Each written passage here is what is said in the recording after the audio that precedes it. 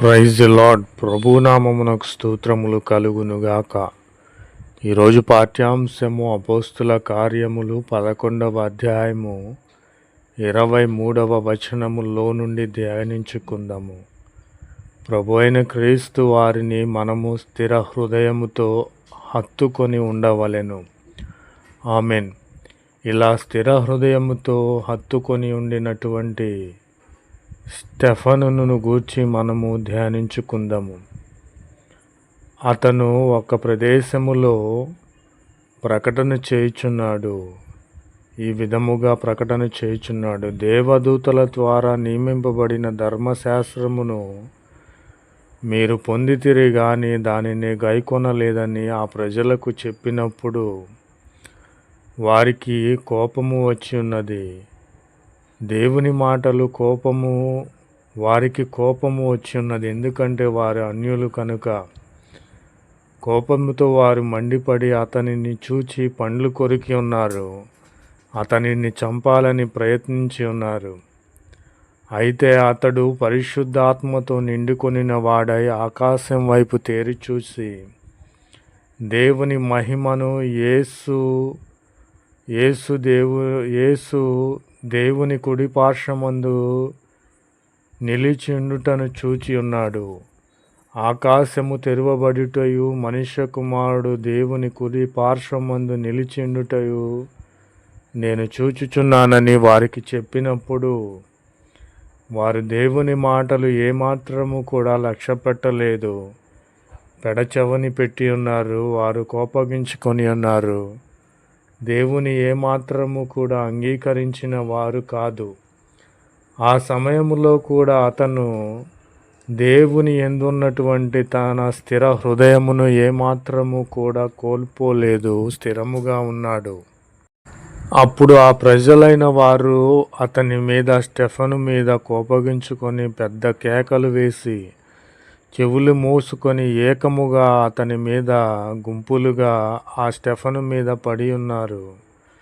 పడి అతనిని రాళ్ళుతో కొట్టి ఆ పట్టణపు బయటికి అతనిని వెళ్ళగొట్టి, స్టెఫన్ను వెళ్ళగొట్టి రాళ్లతో కొట్టి స్టెఫనును చంపి ఉన్నారు.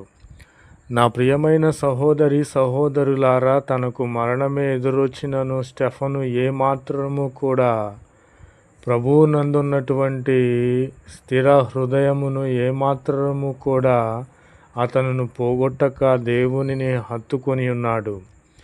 నా ప్రియమైన సహోదరులారా, ప్రభువును గూర్చి విధంగా మొరపెట్టి ఉన్నాడు. ఏమని మొరపెట్టి ఉన్నాడు స్టెఫను? ప్రభువా, నా ఆత్మను చేర్చుకొనుము అని స్టెఫను పలుకుచుండగా వారు రాళ్లతో కొట్టి ఉన్నారు.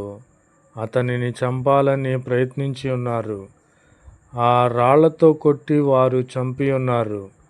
కాబట్టి అతడు మోకాళ్ళుని, ప్రభువా, వీరు నన్ను కొట్టుచున్నారు, చంపడానికి నన్ను ప్రయత్నించి ఉన్నారు కనుక ఈ పాపము వారి మీద మోపవద్దయ్యా అని గొప్ప శబ్దముతో పలికి ఉన్నాడు.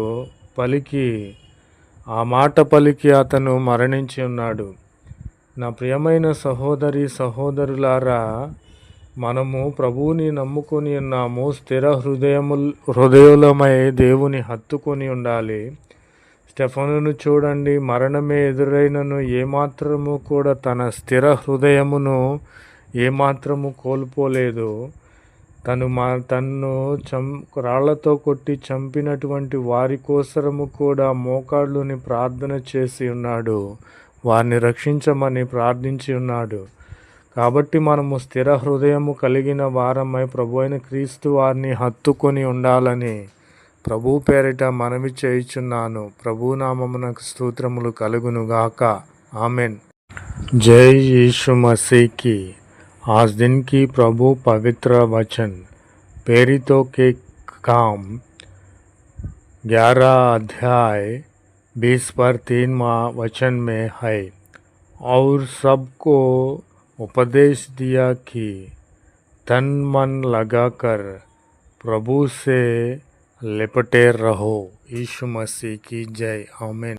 स्तेफनु ऐसा पुकारा, तुमने स्वर्गदूत के द्वारा ठहराई हुई स्वास्थ्य तो पाई, परंतु उनका पालन नहीं किया। ये बातों सुनकर वे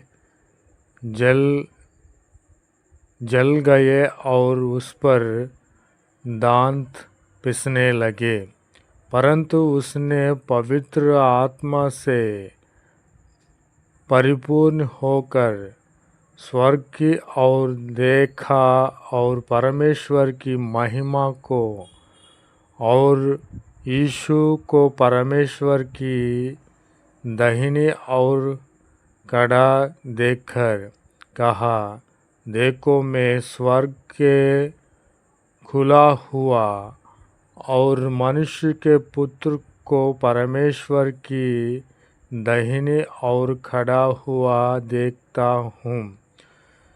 तब उन्होंने बड़े शब्द से चिल्लाकर कान बंद कर लिया और एक चित्त होकर उस पर झपटे और उसे नगर के बाहर निकालकर पत्थरवाह करने लगे। और गवाही ने उसने आपने पकड़े शाऊल नाम एक जवान के पांवों के पास उतर रखे और वे स्तेफनुस के पत्थरवाह करते रहे। और वह यह कहकर प्रार्थना करता रहा कि हे प्रभु यीशु, मेरी आत्मा को ग्रहण कर। फिर घुटने टेक कर ऊंचे शब्द से पुकारा है, हे प्रभु, यह पाप उन पर मत लगा। और यह कहकर सो गया। यीशु मसीह की जय, आमीन।